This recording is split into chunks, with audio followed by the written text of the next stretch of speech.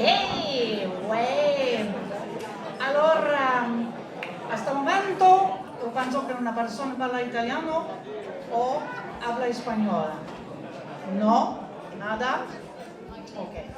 Now, ladies and gentlemen, maybe somebody speak English? No? Che posso fare? Oh, la lingua, le français. Nous sommes en français. Ok, j'ai votre attention. Vous êtes donc tous sensibles à la langue française. Et c'est en français que se déroulera cette soirée. Sauvons le français, merci. Oui, vous pouvez m'applaudir à chaque fois que je dis une chose le fun, ou vous gardez vos applaudissements pour la fin quand vous en viendrez vraiment pas. Alors, j'ai donc le plaisir de vous accueillir pour ce souper-conférence Action nationale 2019. Et donc aussi faire la présentation des dignitaires qui sont dans cette salle ce soir. Alors, je commence par les dames d'abord. Je demanderai à tout le monde de ne pas les applaudir, mais d'attendre à la fin pour faire une grosse clap, comme on dit. Et, est-ce que ça, c'est bon? Et je demanderai aux dignitaires de soit lever la main, soit monter sur la table, faire un striptease, on fait quelque chose pour signifier leur présence. Bon, il n'y aura pas de musique, par exemple.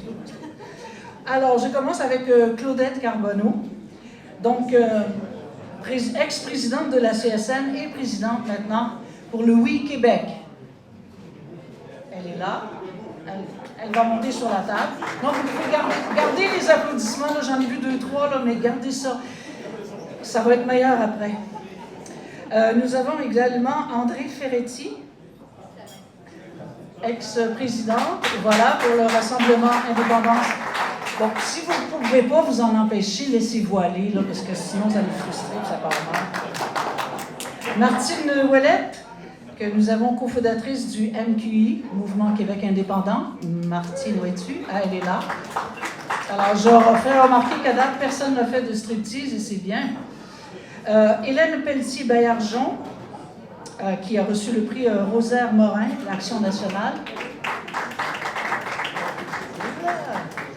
Nous avons France Théoret. Alors, France Théoret, écrivaine, le prix Hélène Pedneau de la Société Saint-Jean-Baptiste en 2018. Et Jean-Marie Hossan, qui est ex-député de Nicolas. Pardon? Il est dans le train? Il est dans son bain. Martin. Oh, Jean Martin, moi je dis toujours un autre nom. Hein. OK, Jean Martin n'est pas dans son bain ni dans un train, mais est-ce qu'il est là? Ah, il est dans le fond. On me dit que tu es un bon musicien aussi. Excellent. D'accord. Ensuite, Mario Beaulieu, qui lui va être un petit peu en retard, étant donné qu'il y a des problèmes dans son comté. Pourquoi vous riez? Ça arrive des problèmes de comté alors de la pointe de l'île. Non, mais c'est grave le problème en plus. J'en parlerai pas parce que ça va jeter un froid. Nous avons aussi Guy Boutier, donc professeur, auteur et ex-président de la Société Saint-Jean-Baptiste. Ah, voilà. Nous avons Maxime Laporte, actuel président de la Société Saint-Jean-Baptiste. Le 80e, c'est incroyable. Nous avons Maxime, t'es où? Je n'ai pas vu. Ah, il est là, derrière la colonne. Tasse la colonne. OK, c'est bon, ouais, voilà. Salut. Ensuite, Robert Comeau, historien, auteur, Société historique de président de la Société historique de Montréal. Il est là. Ah, voilà. Nous avons Delma Lévesque, sociologue, président de la Ligue Action nationale. Delmas. Ah, merci, bonsoir. Et nous avons également Jacques Martin, qui a reçu le prix Rosaire Morin de l'Action nationale en 2018. Il est où? Il est quelque part.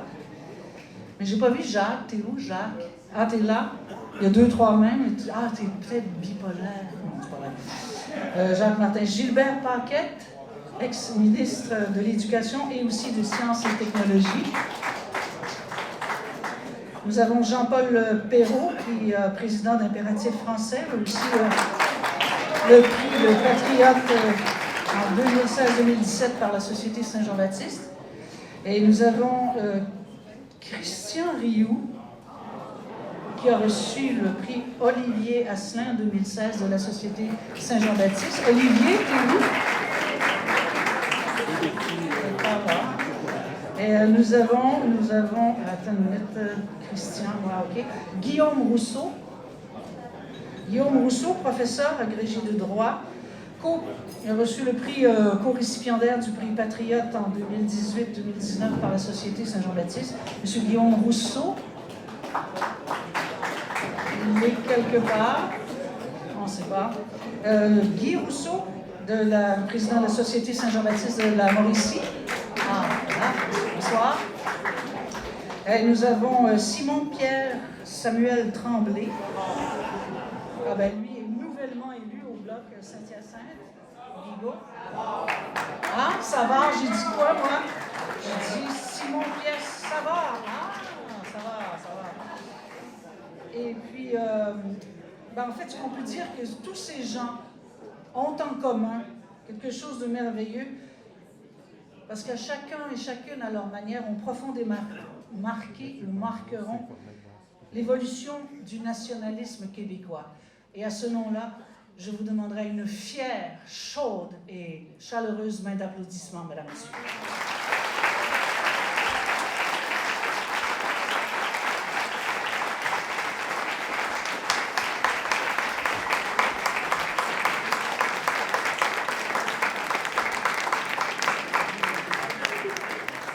Merci beaucoup. Cette soirée ne serait pas possible sans nos partenaires, et on parle de gestion. François Baudouin. Là, il devrait y avoir un truc gestion François Baudouin qui apparaît. On remercie aussi également Location Simplex. Ah, voilà, en même temps. Et bien entendu, le vin que nous buvons ce soir vient du vignoble Château Taillefer-Lafont. Voilà. Et je souligne que le livre de Lucia Ferretti sera en vente après le repas. Donc, voilà. Et maintenant, je passe la parole à Christian Gagnon. C'est le nouveau président de la Ligue d'Action nationale, Madame, Monsieur. Christian Gagnon.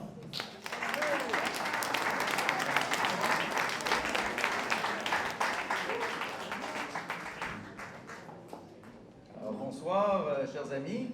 Je suis très content que cette soirée soit commencée et je pense qu'on va bien s'amuser.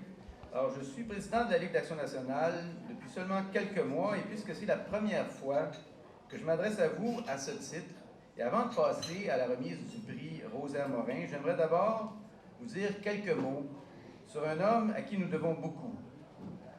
Denis Monnière, qui n'a pu être des nôtres ce soir puisqu'il est présentement en Europe, aura présidé la Ligue au cours des 11 dernières années.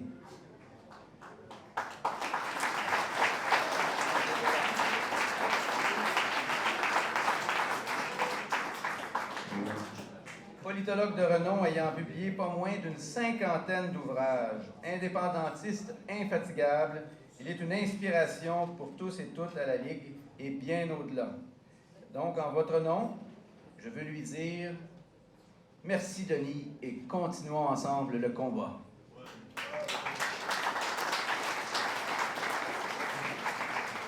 Alors, le temps est maintenant venu de remettre notre prix Rosaire Morin de l'Action nationale.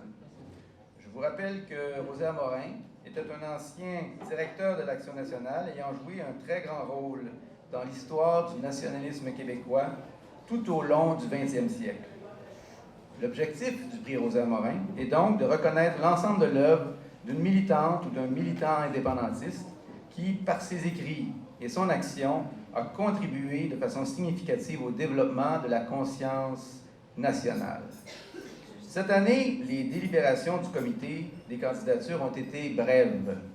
Un nom a rapidement fait l'unanimité, celui de Michel Sarrabournin. Après de brillantes études en histoire et en sciences politiques, Michel n'a pas tardé à devenir auteur. On ne compte plus les ouvrages qu'il a écrits, coécrits ou dirigés. Il a aussi été enseignant à l'Université de Montréal et à l'UQAM. Mais c'est sa connaissance aiguë du Québec et l'acuité de sa pensée indépendantiste qui en ont fait un précieux et incontournable conseiller politique auprès de Lucien Bouchard de façon formelle, mais aussi de pratiquement tous les chefs du Parti québécois et du Bloc québécois. Personnellement, c'est lorsqu'il a été candidat du Bloc québécois dans Outremont en 1997 que je l'ai connu, ayant eu la chance d'être son responsable des communications durant cette campagne. Très rigoureux, débordant d'énergie, chaleureux, drôle et toujours en pleine possession de ses moyens, Michel m'impressionnait déjà il y a 20 ans. Depuis, il a toujours multiplié les conférences, colloques, livres, séminaires, articles et recherches. Le 1er février dernier, à seulement 58 ans, Michel a perdu sa bataille contre le cancer. Michel n'est plus, mais son œuvre n'est pas disparue. Ce soir, nous avons la chance de compter parmi nous sa sœur, Mireille Sarabournet, sa belle-fille, Camille Brennan-Jacot, ainsi que Lynne Gagnon, mère de ses 3 enfants, eux aussi présents avec nous. J'invite donc ses fils François et Renaud, ainsi que sa fille Catherine, à me rejoindre sur scène afin de recevoir à titre posthume, au nom de leur père Michel Sarabournet, le prix Rosaire Morin 2019 de l'Action nationale.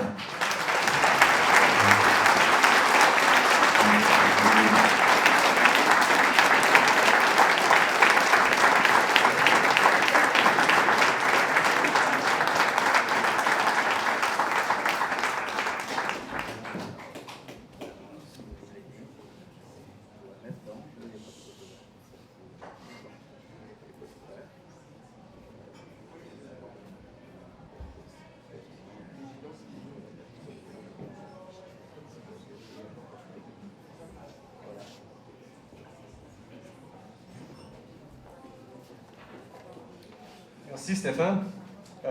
Christian, excuse. Ça commence bien. Oh, ben, bonsoir à tous. Au nom de la famille Sarabournet, c'est avec un grand honneur que nous acceptons le prix que vous venez de lui discerner pour sa contribution à la politique québécoise et à son implication à l'Action nationale. Nous sommes très fiers de tout ce qu'il a entrepris et il doit être heureux du haut du ciel de voir renaître le Bloc québécois. Permettez-moi de vous parler davantage de notre père. Michel était un enfant de la Révolution tranquille, un produit du Québec moderne. 7e d'une famille modeste de Plessisville, il sut profiter du système d'éducation québécois pour poursuivre 2 de ses passions, l'histoire et la science politique. Dès son plus jeune âge, il militait déjà pour un Québec souverain.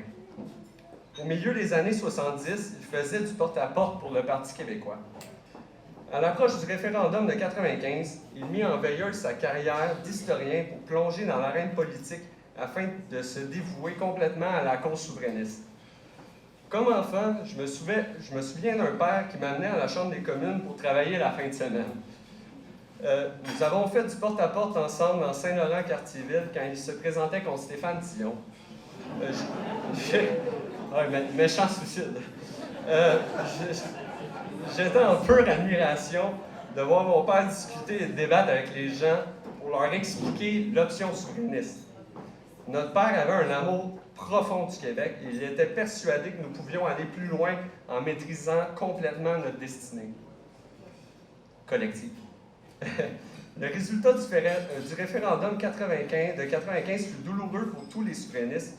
Je me souviens d'avoir pleuré avec mon père le lendemain, mais cependant, il n'a jamais cessé d'y croire et de travailler pour la cause. Justement, après ce référendum, Michel a écrit le livre « Le pays de tous les Québécois ». Le titre parle de lui-même. Il faut inclure tout le monde dans notre projet de société. Les nouveaux arrivants doivent ressentir qu'ils font partie du projet et c'est possible d'y arriver. Par exemple, lors du référendum sur l'indépendance de l'Écosse, une majorité d'immigrants ont voté pour la souveraineté. Il faut que tous les Québécois se sentent québécois. De plus, mon père était de ceux qui voulaient qu'on parle de souveraineté. tous les avantages et inconvénients de devenir un pays ne sont pas connus par une bonne partie de la nouvelle génération d'électeurs. Nous devrions exposer nos idées et débattre du sujet. Le cynisme de la population face à la politique est un autre enjeu. Cynisme alimenté en partie par le mode de scrutin uninominal à un tour. La dernière élection fédérale est un bon exemple. Un gouvernement libéral presque majoritaire avec 33% du vote populaire. La population mérite d'être justement représentée et chaque décision politique devrait refléter la volonté de la majorité des électeurs. Juste avant d'apprendre qu'il avait le cancer du pancréas, Michel se plaignait de maux de dos et de fatigue. Moi, à cette époque-là, je lui disais, ben, c'est normal à 58 ans d'avoir mal au dos puis d'être fatigué, surtout avec tout son... il faisait tellement de choses en même temps, mon père, c'est fou. C'est ça, Michel était en pleine forme, puis personne n'avait vu venir la maladie. Malgré son état qui se dégradait, il était dans cette salle l'année passée. Le cancer nous a arraché plusieurs années d'un père, d'un grand-père, d'un ami, ainsi que d'un militant indépendantiste incroyable qui avait encore beaucoup à donner pour la cause. Donc, au nom de Michel, nous vous remercions et acceptons ce prix en toute humilité. Nous sommes très fiers de notre père. Sur ce, repose en paix, papa, mon champion, on t'aime. Puis, merci énormément pour ce bel hommage-là, ça nous a fait chaud au cœur. Puis, on a amené un de ses livres qu'on avait vraiment plusieurs boîtes. Là. Il est à donner à l'entrée, donc servez-vous, ça nous ferait plaisir. Bonne soirée!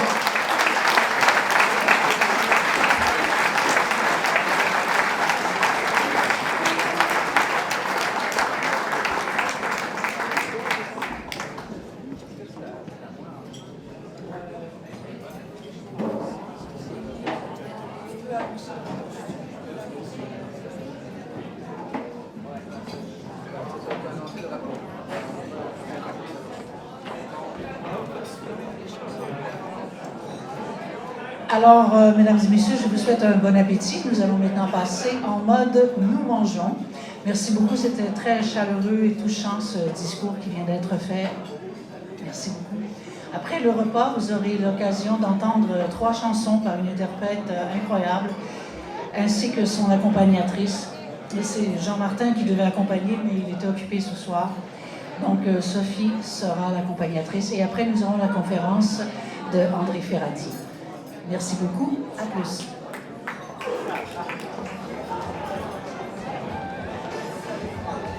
Petite saison au sein de la Ligue nationale d'improvisation, notamment avec Robert Gravel, le fondateur de la Ligue. Elle a été intronisée au Temple de la renommée de la LNI en 2006.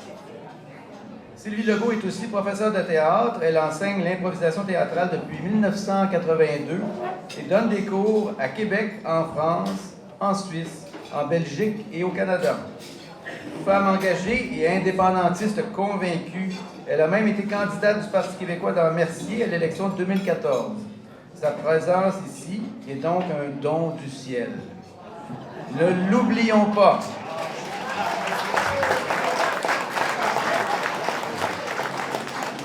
Mais, outre tous ses talents, Sylvie Legault est aussi chanteuse.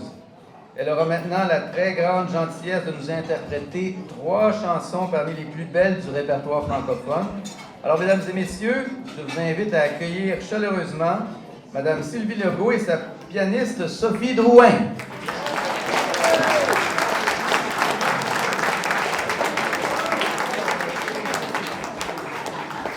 Merci. J'ai pensé arriver par le ciel, mais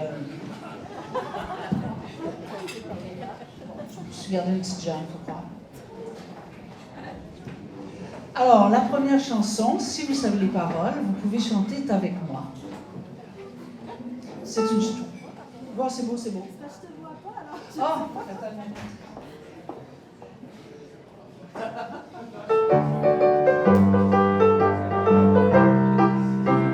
C'était un petit bonheur que j'avais rencontré. Il était tout en pleurs sur le bord du fossé. Quand il m'a vu passer, il s'est mis à crier. embrassez-moi. Chez vous, emmenez-moi. Mes frères m'ont oublié, je suis tombé, je suis malade. Si vous ne me cueillez point, je vais mourir. Quelle balade, je me ferai petit, tendre et soumis, je vous le jure. Monsieur, je vous en prie, délivrez-moi de ma torture. J'ai pris mon petit bonheur, l'ai mis sous mes haillons. J'ai dit, faut pas qu'il meure, viens dans la maison. Alors mon petit bonheur a fait sa guérison sur le bord de mon cœur. Et avec une chanson, mes jours, mes nuits, mes peines, mes deuils, mon mal tout fait oublier. Ma vie de désœuvré, j'avais le dégoût de la recommencer. Quand il pleuvait dehors ou que mes amis faisaient des peines, je prenais mon petit bonheur et je lui disais, c'est toi ma reine. Mon bonheur a fleuri, il a fait des bourgeons, c'était le paradis, ça se voyait sur mon front. Or un matin joli, que chifflait ce refrain, mon bonheur est parti, sans me donner la main. J'eus beau le supplier, le cajoler, lui faire des scènes, lui montrer le grand trou qu'il me faisait au fond du cœur. Il s'en allait toujours la tête haute, sans joie, sans peine, comme s'il n'avait plus le goût de voir le soleil dans ma demeure. J'ai bien failli mourir de chagrin et d'ennui. J'avais cessé de rire, c'était toujours la nuit. Il me restait le mépris, il me restait l'ennui. Au fond que je me suis dit, il me reste la vie. J'ai repris mon bâton, mes peines, mes deuils et mes guenilles, et je bats la semaine dans les pays de malheureux. Aujourd'hui quand je vois une fontaine ou une fille, je fais un grand détour, ou bien je me ferme les yeux. Je fais un grand détour, ou bien... Bravo! Merci!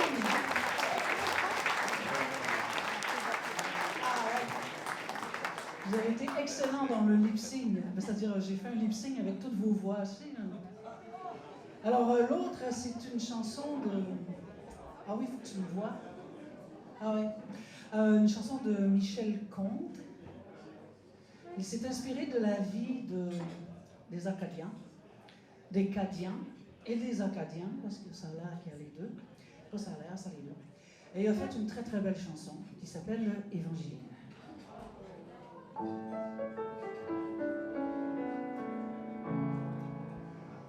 Les étoiles étaient dans le ciel, toi dans les bras de Gabriel. Il faisait beau, c'était dimanche. Les cloches allaient bientôt sonner et tu allais te marier dans ta première robe blanche. L'automne était bien commencé, les troupeaux étaient tous rentrés et partis toutes les sarcelles. Et le soir au son du violon, les filles, mais surtout les garçons, t'aurais dit que tu étais belle. Évangéline, Évangéline.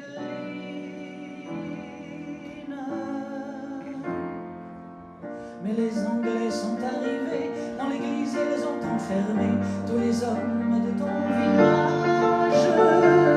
Et les femmes ont dû rester avec les enfants qui pleuraient toute la nuit sur le rivage. Au matin, ils ont embarqué Gabriel sur un grand voilier, sans un adieu, sans un sourire. Et toute seule sur le quai, tu as essayé de prier, mais tu n'avais plus rien à dire. Évangéline, Évangéline.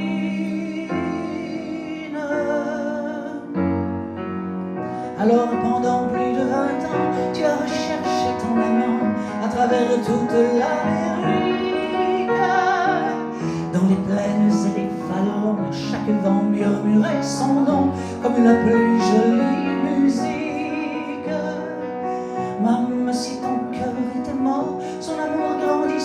encore dans le souvenir et l'absence.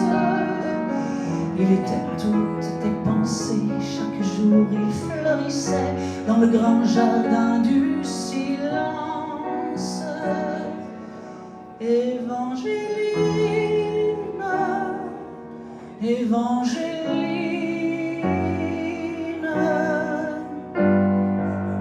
tu vécus dans le seul désir de soulager et de guérir ceux qui souffraient plus que toi-même. Tu compris qu'au bout des chagrins, on trouve toujours un chemin qui mène à celui qui nous aime. Ainsi un dimanche matin, tu entendis dans le lointain les carillons de ton village. Et soudain alors tu compris que tes épreuves étaient finies, ainsi que le très long voyage. Évangéline, Évangéline, devant toi était étendu sur un grabat un inconnu, un vieillard mourant de faiblesse. Dans la lumière du matin, son visage sembla soudain prendre les traits de sa jeunesse. Gabriel mourut dans tes bras, sur sa bouche tu déposas un baiser long comme ta vie. Il faut avoir beaucoup aimé pour pouvoir encore trouver la force de dire merci. Évangéline, Évangéline,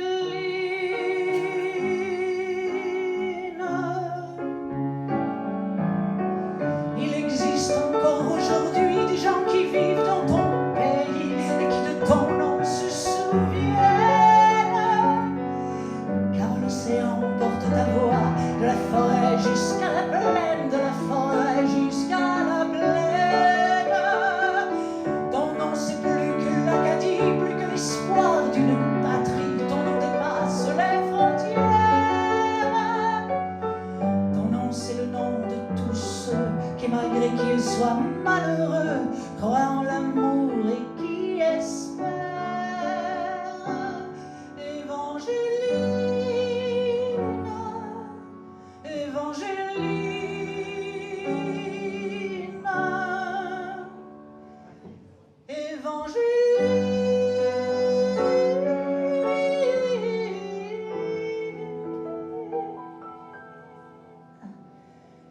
Évangéline,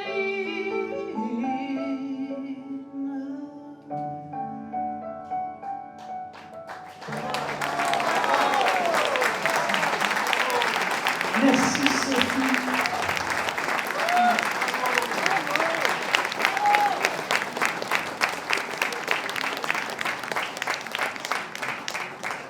Alors, ces trois chansons, un peu, le petit bonheur, c'était la mise en bouche.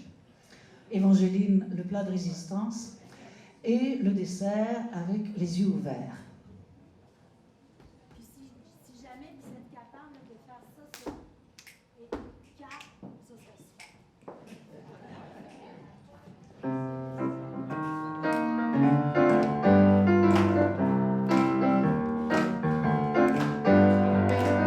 Ce souvenir, je te le rends. Des souvenirs comme ça, j'en ai tout le temps. Puisqu'on repart toujours à zéro, par la peine de charge trop. Ce souvenir, je te le prends. Des souvenirs comme ça, j'en veux tout le temps. Si par erreur la vie nous sépare, je le sortirai de mon tiroir. Je rêve les yeux ouverts, ça me fait du bien. Ça ne va pas plus loin. Je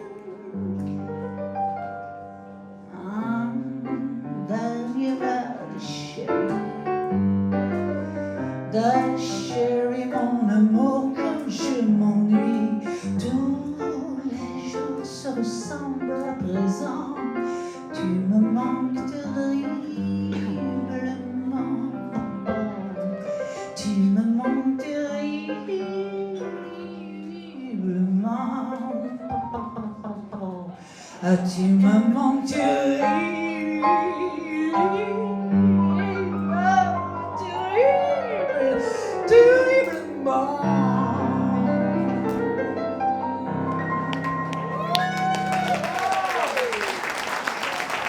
Sophie Drouin au piano. Merci beaucoup. Merci.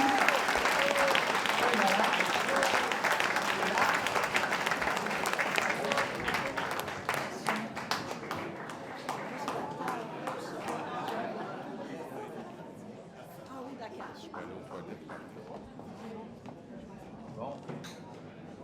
Alors, vous êtes heureux? Donc maintenant, chers amis, on en vient au plat de résistance dans ce repas intellectuel qui est le souper-conférence de l'Action nationale. On finit avec le plat de résistance. Et d'ailleurs, il fallait l'audace et l'assurance d'une chercheuse chevronnée pour entreprendre une tâche aussi immense que celle qu'a menée Lucia Ferretti en réalisant cette histoire de l'Action nationale. Je vous indique d'ailleurs qu'elle sera en vente ici à un prix de lancement de seulement 20 $ et que vous pourrez même glaner une dédicace de l'auteur à la fin de cet événement. Il fallait surtout être capable de s'affranchir des formes convenues. Le travail qu'elle nous livre n'a pas beaucoup d'équivalent dans l'histoire intellectuelle du Québec.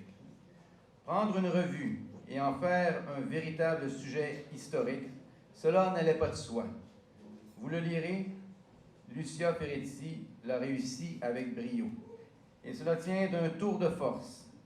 Pour une spécialiste de l'histoire religieuse, direz-vous, il n'est pas tout à fait surprenant de l'avoir vu entreprendre un véritable travail de moine.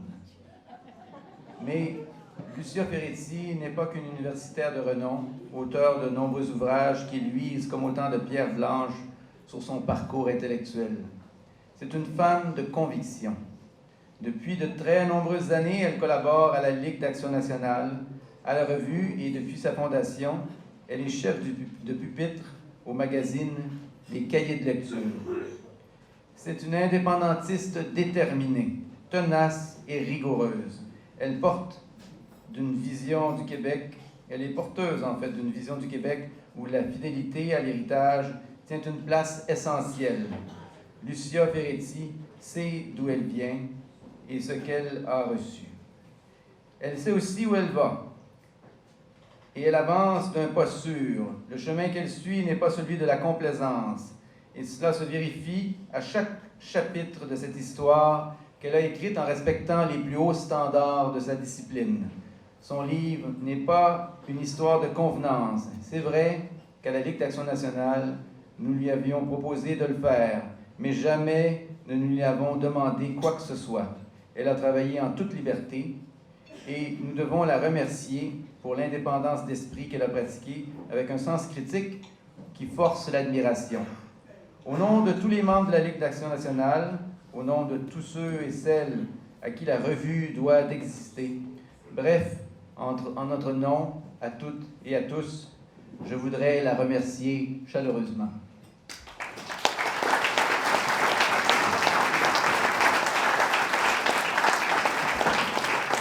Sans plus tarder, je l'invite à nous faire partager la passion qu'elle a mise dans son travail, la passion du Québec qui l'anime.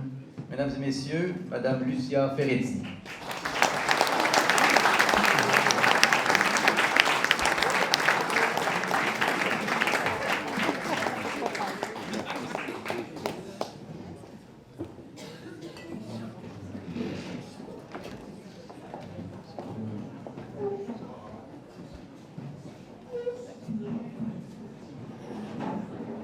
Bonsoir. J'ai aimé ça faire ci, là, vous savez, ça a été agréable. Fondée en 1917, n'est-ce pas, comme chacun sait, l'Action française, puis canadienne-française, puis nationale, avait déjà fait, bien sûr, l'objet de plusieurs travaux approfondis. Mais presque toutes les études se terminent au moment des États généraux du Canada français en 1967, jusqu'à 69.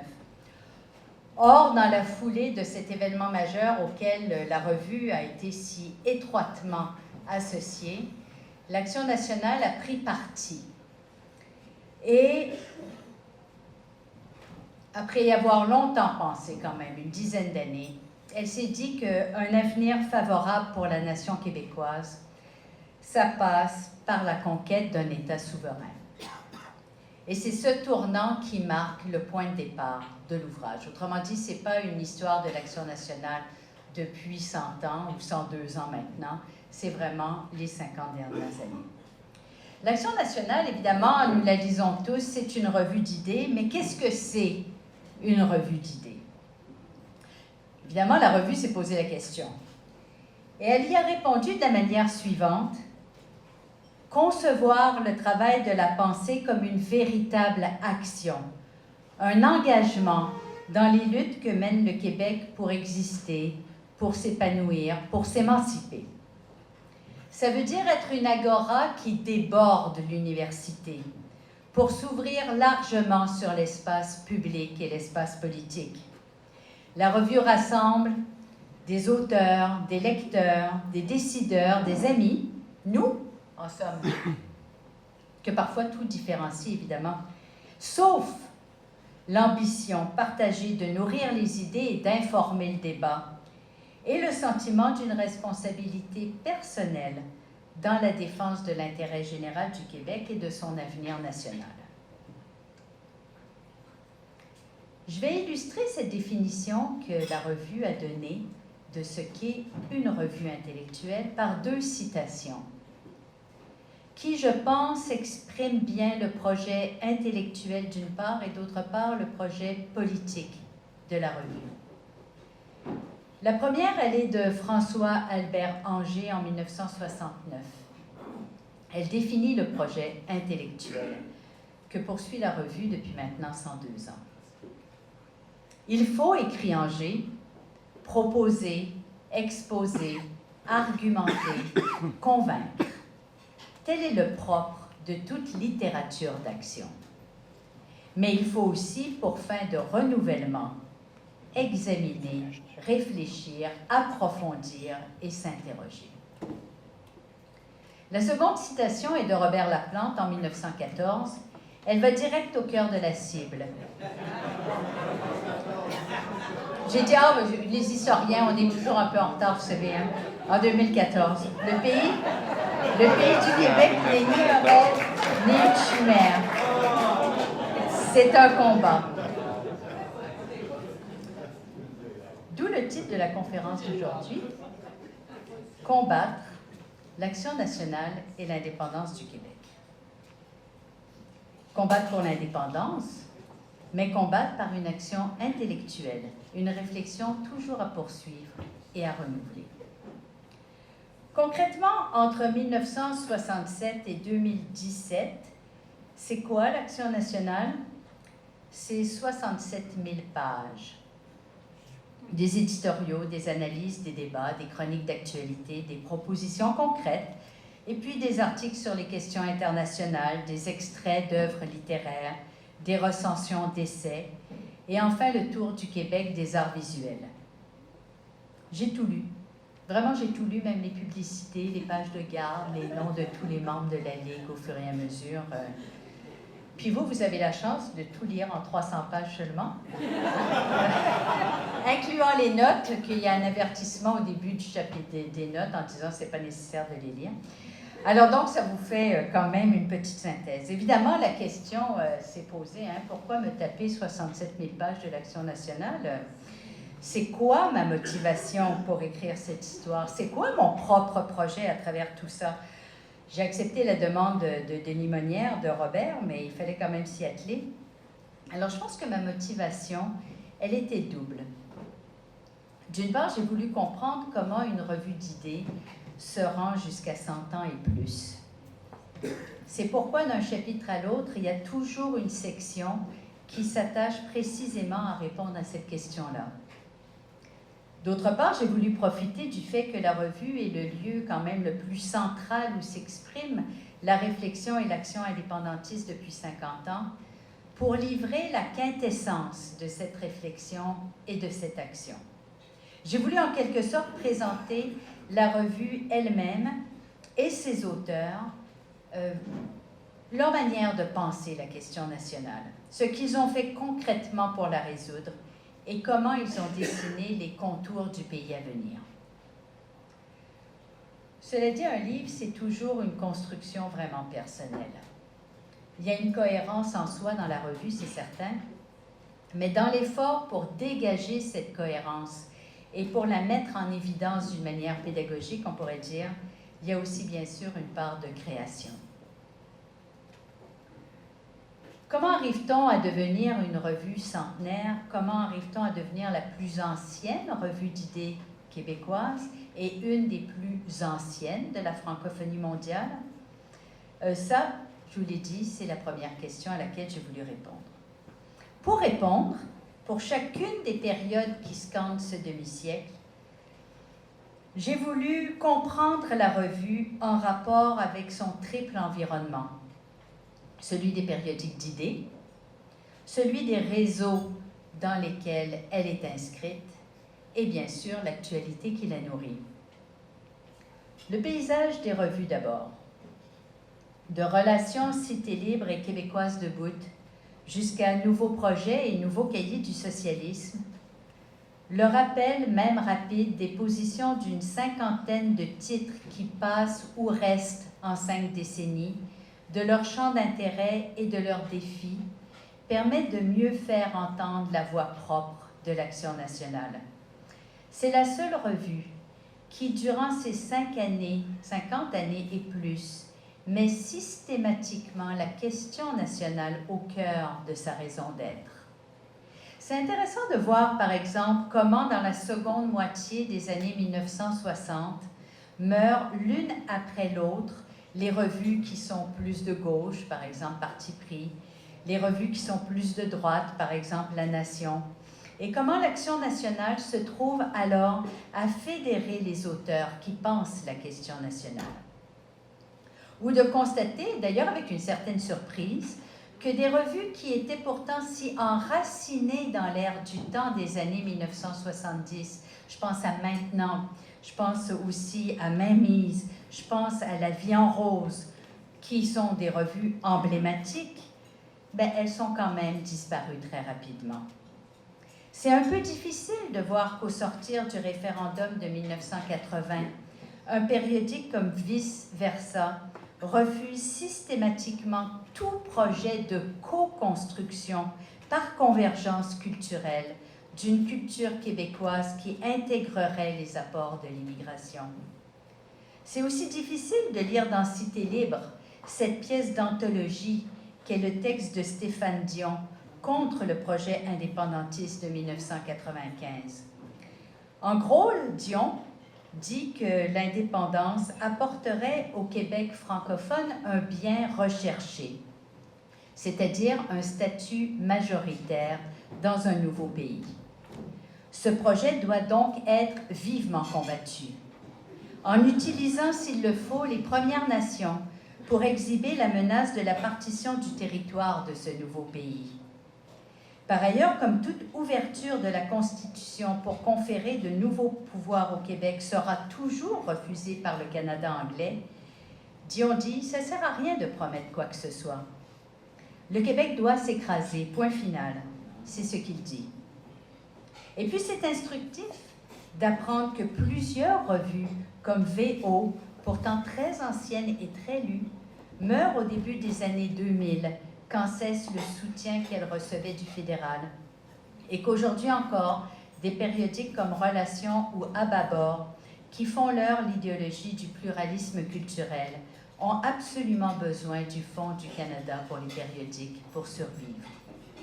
Au milieu de tout ça, la revue, mois après mois, depuis 102 ans, sans subvention, grâce à nous tous, elle continue. La revue a été scrutée aussi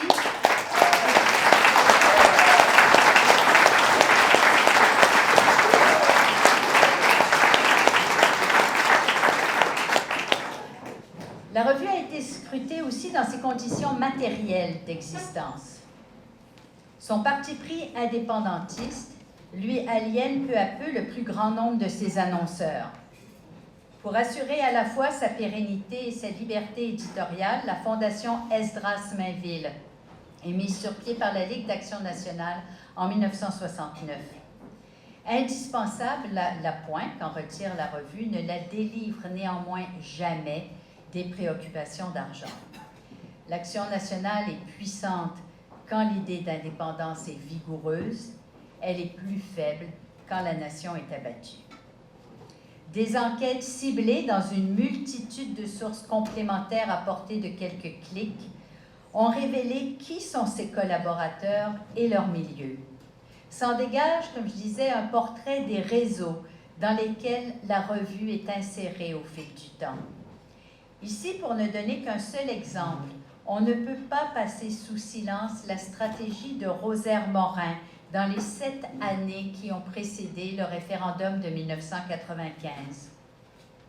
Il a sollicité un article d'absolument tous les présidents et présidentes, directeurs et directrices de tous les organismes qui existaient alors au Québec, des plus gros aux plus petits, des plus métropolitains aux plus régions éloignées, des syndicats agricoles aux chambres de commerce, des organisations culturelles aux groupes de femmes, tout. Et franchement, il les a obtenus. Durant la période 88-95, soit 8 ans, la revue publie le nombre de pages qu'elle publie habituellement en 13 ans. Enfin, toujours dans l'environnement de la revue, il y a bien sûr tout le contexte politique, social, économique et intellectuel qui a provoqué ses directeurs et ses auteurs. Dans ce livre, on retrouve donc une partie de l'histoire du Québec du dernier demi-siècle, du moins telle que l'Action nationale permet de la parcourir. Donc, à ma question, comment l'Action nationale est-elle devenue une revue centenaire? Voici en quelque sorte la première partie de ma réponse. C'est parce qu'à chaque époque, d'autres directeurs, d'autres comités de rédaction, d'autres collaborateurs, d'autres amis, d'autres lecteurs ont fait leur cette revue, qu'ils l'ont façonnée selon leurs valeurs et lui ont chaque fois insufflé une pertinence renouvelée. J'ai l'impression évidemment de dire un truisme, mais le livre permet de voir concrètement tout le travail que cela a exigé et comment ça s'est réalisé. L'Action nationale, c'est une voix unique, des amis d'une fidélité aussi inébranlable que rare, une insertion profonde dans la nation et une prise directe sur la vie intellectuelle et politique du Québec. Ma deuxième préoccupation en écrivant ce livre, je l'ai dit, c'était de faire entendre la pensée indépendantiste dans toutes ses nuances et telle qu'en elle-même. J'espère que j'ai réussi, mais en tout cas, si vous lisez le livre, écrivez-moi pour me dire ce que vous en avez pensé. S'il faut résumer en un seul paragraphe l'évolution de l'Action nationale au cours du dernier demi-siècle, on peut dire ceci. Du catholicisme social et du nationalisme traditionnaliste qui l'ont longtemps inspiré, la revue, à partir de la fin des années 60, a évolué, avec quelques heurts, mais somme toute assez naturellement, vers la promotion de la solidarité économique et de la justice sociale, la défense de l'État québécois, l'articulation d'une vision intégrée du territoire et l'élaboration d'un nouveau projet national indépendantiste.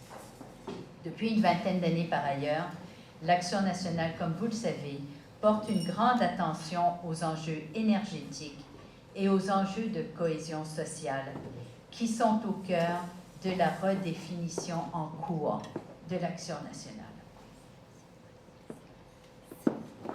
À l'Action nationale, on s'en doute, la métamorphose de la nation canadienne-française en nation québécoise n'a pas seulement été analysée, elle a été vécue dans la chair, par certains comme une perte douloureuse et angoissante, par d'autres, et finalement même par la plupart des premiers, comme un nouveau départ prometteur.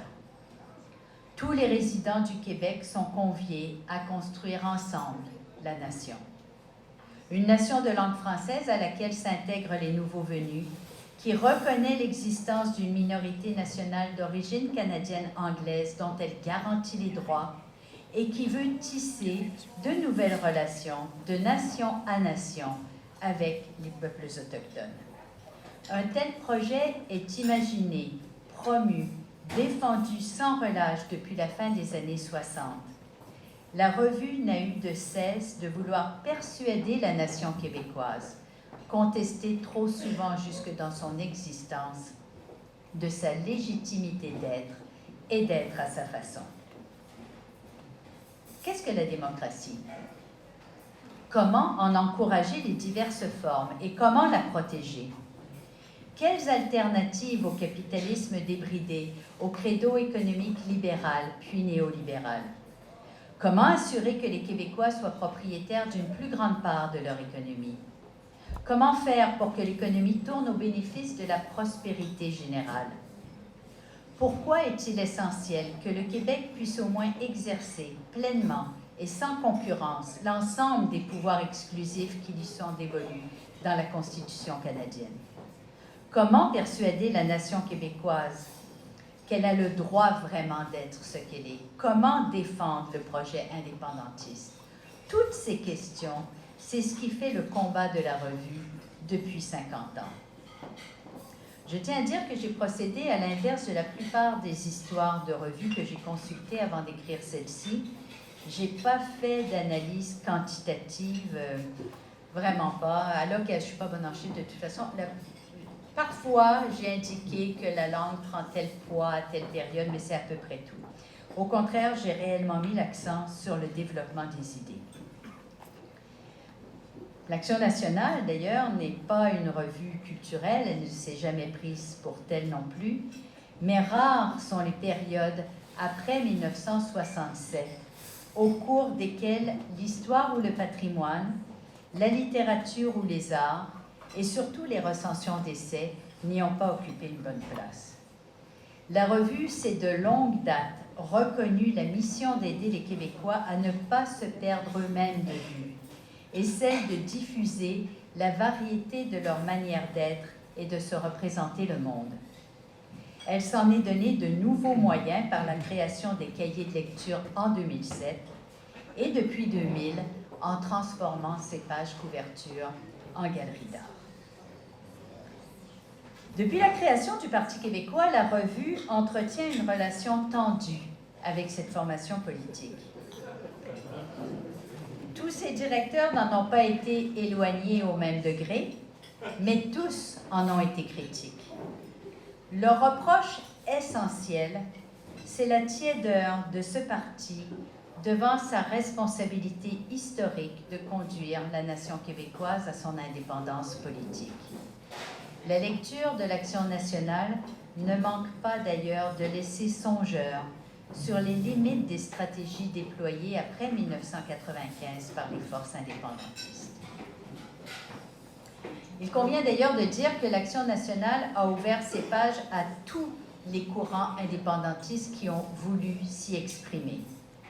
D'une époque à l'autre, les raisons historiques sont reformulées, actualisées, tandis que d'autres s'ajoutent. Ainsi, depuis 1995, l'Action nationale constate qu'entre multiculturalisme et nation post-nationale, entre pétrole, des sables bitumineux et gaz de schiste, le Canada prend un visage dans lequel les Québécois ne se reconnaissent pas et des tangentes qu'ils sont de plus en plus impuissants à infléchir. L'intégrité du territoire du Québec, la possibilité du projet québécois de vivre ensemble, la pérennité de la culture québécoise, la langue française comme langue commune, bref, l'existence du Québec comme nation, tout réclame qu'advienne le pays Québec. C'est une telle analyse que l'Action nationale développe et diffuse dans les années récentes. Au total, pour compléter ma réponse sur les raisons qui expliquent l'exceptionnelle longévité de l'Action nationale, je propose tout simplement qu'elle est à chaque époque dans le même état d'esprit qu'une bonne partie du Québec français. C'est ce qu'expriment les titres des chapitres, en un seul mot chaque fois, pour bien marquer cette convergence entre la revue et le Québec. Les 50 dernières années dans ce livre se déroulent ainsi: rassemblement, confiance, désarroi, espoir, résilience, vigilance, résistance. Je suis certaine que vous avez reconnu la fin des années 60 dans Rassemblement, les années 70 dans Confiance, l'après-premier référendum dans Désarroi, et dans Espoir, vous avez reconnu les années précédant le second référendum. Résilience, juste après l'échec du oui en 95, vigilance dans les années 2000 et résistance sous le régime libéral Charest-Couillard. Chacun lira ce livre et j'espère en tirera son miel.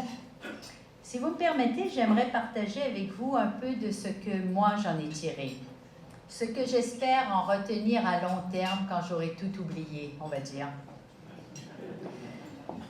Allez fréquenter beaucoup entre les chapitres 1 et 5.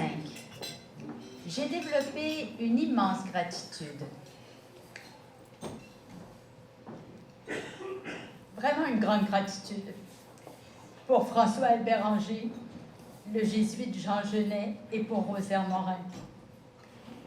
Des hommes qui ne se ressemblaient pas tant que ça d'ailleurs, y compris sur le plan des idées, mais qui ont eu en commun de donner littéralement leur vie pour le Québec et pour la revue. La lucidité implacable d'Anger, la fidélité et le dévouement humble et joyeux de Genet, la capacité d'organisation sans pareil de Rosaire Morin et son aptitude, même dans le grand âge, à se scandaliser de l'injustice. Et cet enracinement profond chez tous trois dans le vieux Fonds canadien-français catholique, si solide, si dense, qu'il a été leur tremplin vers la redéfinition du nationalisme et de l'indépendantisme québécois. Du chapitre 1, je retiens toute la réflexion qui fait de plus en plus écho de nos jours sur les moyens de favoriser la démocratie de participation, on dirait aujourd'hui une citoyenneté active. Je retiens aussi la chance un peu perdue, à l'époque de la Révolution tranquille, de poser les ancrages, sans éclat certes, mais solides, grâce auxquels une plus grande part de l'économie québécoise aurait pu être mieux protégée, aujourd'hui, contre les convoitises canadiennes et étrangères. Au chapitre 2, c'est le ton de confiance oublié qui frappe. Et évidemment, cette bataille de la langue qui a été conduite pour être gagnée et qui nous a donné la loi 101. Par Anger et le vaste mouvement Québec français, l'Action nationale a été au cœur de ce combat. Le chapitre 3 est celui de l'après-premier référendum, la dislocation temporaire de tout un mouvement social qui y avait conduit, la violence du rapatriement de la Constitution par Ottawa, la crise économique qui décourage les jeunes et rend possible les premières avancées du néolibéralisme si nuisible à l'émancipation du Québec. La revue tire la patte, le ton s'y fait amer, jusqu'au moment où les attaques contre la loi 101 par les tribunaux fédéraux et par le gouvernement libéral de Robert Bourassa provoquent la réanimation du mouvement indépendantiste. La revue, encore là, participe à la fois du désarroi et de la renaissance. Le chapitre 4, évidemment, c'est le plus émouvant. Quel beau projet quand même, hein? Quel projet de vie! Quel projet de vie l'indépendance et quelle malhonnêteté chez les adversaires quand ils le dénaturent comme ils le font. Si vous n'avez qu'un chapitre à lire, lisez celui-là. Même si le contexte a radicalement changé depuis 1995, même si le combat pour l'indépendance sera à l'avenir incomparablement plus difficile qu'il a pu l'être jusqu'ici, cette époque-là, je l'espère du moins, diffuse encore assez d'énergie pour nous remettre en ordre de marche. La revue s'est alors engagée corps et âme. Au chapitre 5 s'abat toute la violence du Canada après la grande peur que les résultats du deuxième référendum lui ont causée. Il ne faudrait pas oublier cette violence. J'en suis parvenue moi-même en passant de nouveau dans ces années. La revue ne la traverse que par la résilience de Rosaire Morin, qui, s'arc-boutant sur ses convictions de toujours, lance la grande enquête sur la déportation de l'épargne québécoise, dans l'espoir que le gouvernement du Québec et nos grands instruments économiques prendront les mesures pour conserver une plus grande part de cette épargne chez nous et la mettre au service de notre économie. Les chiffres sont anciens dans ce chapitre, c'est certain, mais le processus, lui, par lequel le Québec est chaque jour dépossédé davantage du peu qu'il avait réussi à contrôler, ce processus doit être connu, médité et confronté à l'actualité. Les chapitres 6 et 7 sont ceux où on voit une majorité démographique être réduite à une minorité politique, non seulement au Canada bien sûr, mais même au Québec. D'ailleurs, dans le premier numéro des Cahiers du 27 juin, Charles Steller, qui a déjà qualifié d'ennemis les promoteurs de l'indépendance, admet que le Québec dans le Canada doit renoncer à être reconnu dans sa différence. Il n'y en aura pas d'accommodement raisonnable pour le Québec. De toute façon, au début des années 2000, quelle confusion parmi nous. C'est toute la querelle entre nationalisme soi-disant civique et nationalisme soi-disant ethnique qui fait rage et à laquelle l'Action nationale ouvre ses pages. En même temps, elle les ouvre aussi à la lutte contre le multiculturalisme, qui est alors l'arme suprême qu'emploie le gouvernement fédéral et les tribunaux fédéraux pour disloquer le Québec et la légitimité de la référence québécoise. C'est aussi au début des années 2000 qu'en conjonction avec de nombreux mouvements sociaux et environnementaux, la revue mène le combat contre le projet du Suroît, le projet Rabaska et quelques autres.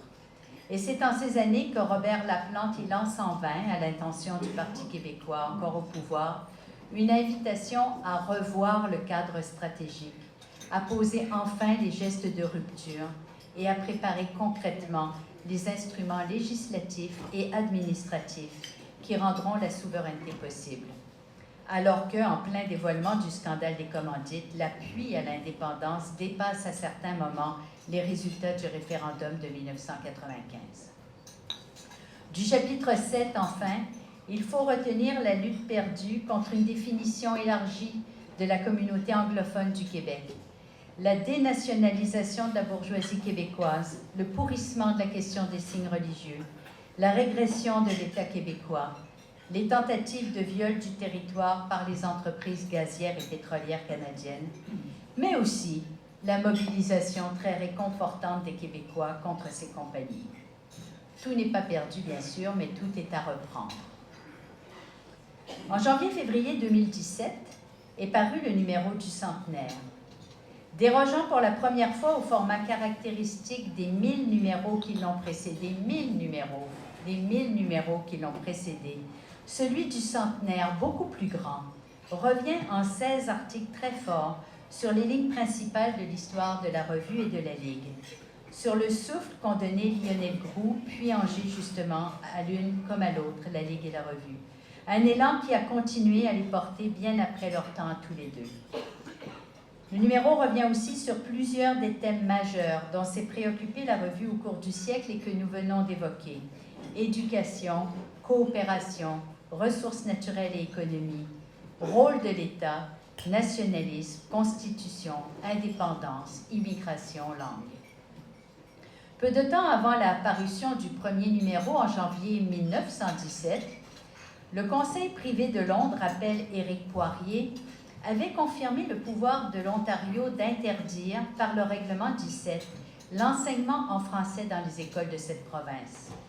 On était à la 50e année de la Confédération, à la 50e année aussi de bafouement des droits des minorités canadiennes françaises. L'Action française, dès sa naissance, écrivent chacun dans ses mots Robert Laplante et Denis Monnière, a eu pour ambition d'aider la nation à la représentation d'elle-même comme minoritaire, à lui faire voir son potentiel et à imaginer les outils de son émancipation. En 2019, le Canada est toujours aussi hostile et la nation québécoise toujours plus minoritaire. Pendant un temps, un autre possible a été pensé, il a même été pratiquement atteint. Comme l'a dit Gaston Miron, tant que l'indépendance n'est pas faite, elle reste à faire. Alors l'action au travail, et nous tous, nous devons continuer d'être au travail. Merci beaucoup.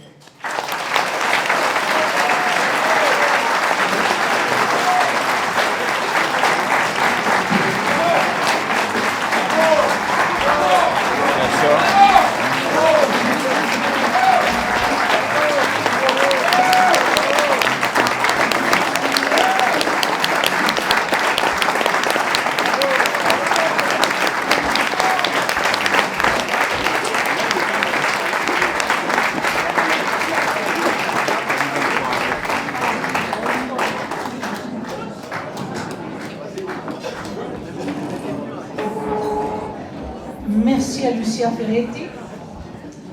Alors, nous allons maintenant passer à une période de questions.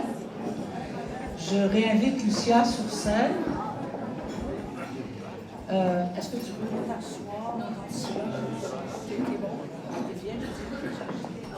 Alors, pour ceux qui ont des questions, il y a une lumière qui s'est allumée dans le milieu, vers le fond de la salle, pour poser des questions. Et Arnaud Rousson, dont je remercie déjà tout de suite, vient d'allumer le micro, donc c'est ouvert. Alors j'imagine que vous réfléchissez à quel genre de questions vous pourrez poser à Lucia Ferretti. Veuillez vous identifier, Christian. Gagnon, président de la Ligue, et très heureux de l'être. Je vais briser la glace. Mme Ferretti, tout à l'heure, vous racontiez à quel point l'entreprise de démolition de la loi 101 par de la Cour suprême avait réveillé le mouvement indépendantiste. Or, ces temps-ci, surtout après la dernière élection fédérale, on a vraiment l'impression que ce qui menace le plus le Québec en ce moment, c'est de se faire imposer toutes sortes de pipelines. Or, on a l'impression que la jeunesse québécoise est plutôt attirée par un certain discours du Parti libéral du Canada et pas très entiché de nationalisme identitaire.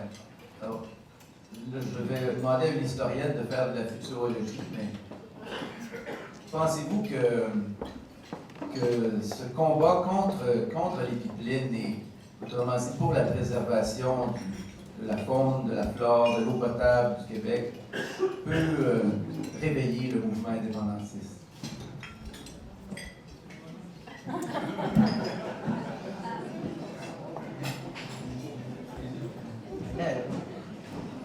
Je suis juste une historienne, là, moi.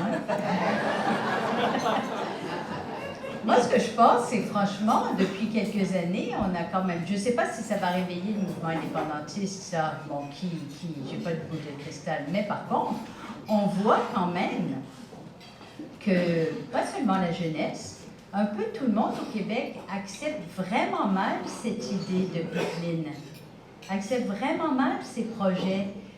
C'est bizarre, on accepte malgré le grand incendie de Lac-Mégantic, parce que quand même le pétrole il passe sur notre territoire, il passe par train, il passe sur le Saint-Laurent en bateau pour l'instant, bon.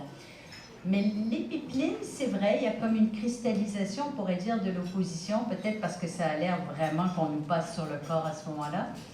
Est-ce que ça va réveiller? Je ne sais pas si ça va réveiller, mais en tout cas, c'est clair que ça montre qu'il y a encore un bon sentiment d'appartenance au territoire du Québec. Le territoire, plus que toutes les questions que vous appelez identitaires, mais le territoire, c'est quand même ça l'identité. On va dire les gens ils s'identifient au territoire du Québec. Donc, ils ne nous passeront pas le pipeline si facilement que ça, je pense. Ils ne nous passeront pas le pipeline comme ça. Merci. Oui, bonsoir, Pierre Dubuc de l'autre chômage. Une publication qui n'est pas dans le cimetière des publications que vous avez énumérées précédemment, mais qui existe depuis 35 ans. Et dont on parle dans le volume. Exact, j'ai regardé ça. Je voudrais savoir dans les thèmes que vous avez développés, que vous avez recensés dans votre livre, quelle est la portion ou quel est le pourcentage, ou quelle est l'importance des thèmes identitaires, langue, droit, communauté, laïcité et d'autres, versus les thèmes plus politiques, économiques et autres? Ah là là, c'est justement ça que j'ai pas fait. Je voulais pas, j'en ai lu, je sais pas moi, 7, 8, 10 histoires de revues. Il y en a peu qui sont en livre. Il y a des revues comme, je sais pas, la revue des Deux Mondes. Oui, ça a donné le prétexte à un volume. Mais en général, c'est beaucoup des articles qui écrivent les histoires de revues. Puis c'est absolument, en tout cas, moi je ne me sentais pas à la capacité de faire ça, c'est-à-dire justement de noter, alors ça, cet article-là, ça relève de tel thème, ça de tel thème, de tel thème, maintenant quel pourcentage, tout ça. Je trouve ça super plate à lire, fait que je voulais pas faire ça. Donc, j'ai pas calculé ça comme ça. Mais à chaque époque, c'est certain qu'à chaque époque, les questions de langue, d'économie, l'économie, ça a été la coopération, ça a été l'autogestion, ça a été l'économie sociale, l'économie solidaire, c'est beaucoup de choses. C'est aussi, oui, les grandes forces néolibérales, c'est tout ça. La langue, l'immigration, au début des années 2000, prend une certaine place, c'est certain. Mais tous les thèmes à chaque période, c'est ça que je me disais au début, je me disais en écrivant le livre, mon Dieu, que ça va être difficile. Dans le fond, ça parle toujours de la même chose depuis 50 ans. Tu sais, ça va être vraiment difficile d'intéresser le monde tout le temps la même chose. Mais c'est jamais pareil parce que l'époque change. Les défis changent. Donc, les thèmes plus proprement politiques, on les sent à toutes les époques parce que la question constitutionnelle, c'est très vif dans les années 60, c'est vif dans les années 70, c'est vif autour de Mitch puis du deuxième référendum. Bon, après ça, c'est vif parce qu'on espère malgré tout toute la question du débat, le droit des peuples à s'autodéterminer et le droit des États existants à leurs frontières. Donc, les questions constitutionnelles traversent tout le volume. La langue, évidemment. L'économie. Non, franchement, je ne sais pas où est-ce qu'il est, M. Dubuc, mais franchement, tous les thèmes sont présents. Mais évidemment qu'ils ne sont pas présentés chaque fois de la même façon, juste parce que la conjoncture change énormément. En 50 ans, c'est normal. Le Canada se resserre sur nous de plus en plus. Donc, c'est sûr que la présence même du Canada, elle est plus grande aujourd'hui dans la revue et dans les années 60 qu'elle a pu l'être dans les années 70 ou même 80. C'est surprenant. Ah, merci. Bonsoir, Alexis Casson-Mélenchon. Dans son livre La République québécoise, hommage à une idée suspecte, Marc Chevrier, le politologue, soutient que l'idéal républicain a toujours revêtu un côté un peu critique dans le nationalisme québécois. Je serais curieux de savoir de quelle façon ça s'exprime dans la revue L'Action nationale, dans la revue que vous avez faite. Eh bien, Marc Chevrier lui-même, il écrit dans la revue. Et puis quand il écrit, c'est justement sur ce sujet-là. Donc par lui, à un moment donné, je pense, mais là je ne peux pas jurer sur l'Évangile, mais il me semble qu'il y a un numéro qui porte sur justement la République du Québec. Donc on explique, moi c'est en lisant Marc Chevrier, tu sais la reine, franchement, elle ne m'avait jamais dérangée, je dois dire. Mais en lisant Marc Chevrier, c'est vrai qu'on s'aperçoit à quel point le Canada est une monarchie. On s'aperçoit à quel point les premiers ministres, particulièrement les premiers ministres fédéraux, sont des monarques élus, que toute la structure juridique, politique du pays, c'est vraiment ça. C'est lui qui m'a fait voir à quel point on était dans une monarchie. Bon, et les inconvénients qui viennent avec ça.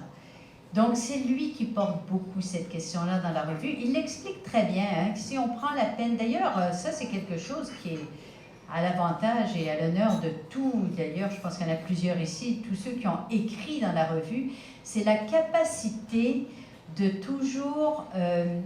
c'est clair, les articles dans la revue, et à mon avis, c'est quand même à la portée du grand nombre. C'est pas un jargon universitaire, c'est pas... des centaines de notes infrapaginales. C'est vraiment une capacité,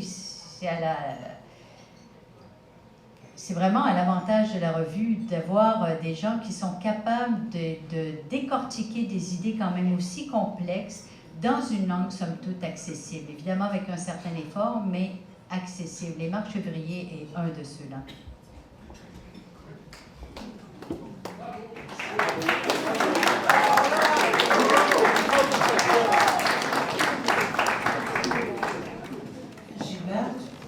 Oui, Gilbert Paquet du Mouvement québécois indépendant. Lucia, tu as fait une remarquable synthèse de ce qu'est la revue et à quel point elle est imbriquée dans l'histoire du Québec. Parce que, dans le fond, l'histoire de la revue, c'est presque l'histoire du Québec ces dernières années. Moi, ce qui me préoccupe à travers la revue, est-ce que tu as pu déceler pourquoi? Parce que moi, comme d'autres, ça fait 50 ans que je milite pour l'indépendance du Québec. Et on a l'impression de tourner en rond. Est-ce qu'on peut déceler la cause? Est-ce que ce sont les véhicules politiques? Est-ce que c'est notre façon de communiquer? Est-ce que tu as pu identifier à travers ton analyse de la revue le problème qui fait qu'on tourne toujours en rond? Alors là, vous touchez quand même un sujet... Je dirais, ça n'a pas été difficile d'écrire l'histoire de la revue, ça a été long, mais ça n'a pas été non plus